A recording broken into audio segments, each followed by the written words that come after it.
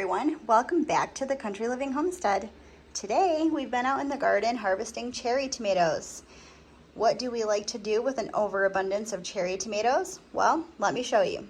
I gave some of these beautiful cherry tomatoes a wash, and now I'm going to take the stems off of each of the tomatoes, and then I'm going to go ahead and put these in the oven at 350 degrees with just a little bit of oil, a little salt and pepper.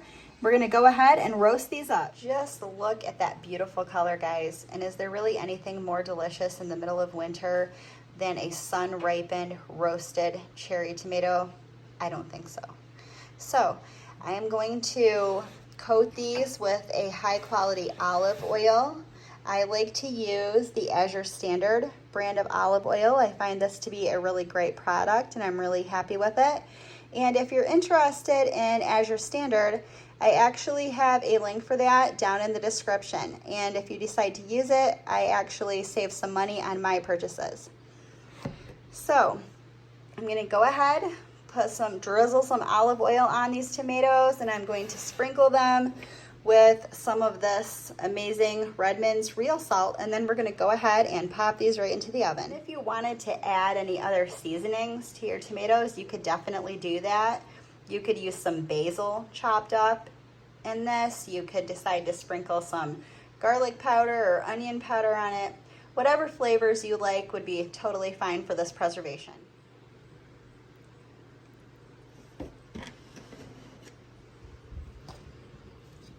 Just make sure that you get all of your tomatoes nice and coated with the olive oil. I'm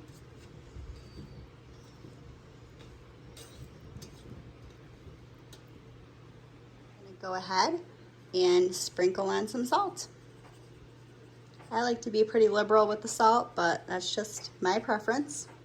Do what works for you. Okay, once I have them salted, I like to just roll them around in that oil again, just to make sure that salt is evenly distributed. All right, they are ready for the oven. Let's rock and roll. I just took these cherry tomatoes out of the oven. As you can see, they look amazing. They are packed full of flavor at this point. So now what I'm going to do, I'm just gonna let them sit here, cool off. And once they've cooled off, I'm going to go ahead and package them in baggies and put them up in the freezer. I finally have my cherry tomatoes bagged up. These are a couple of bags just to show you what they look like.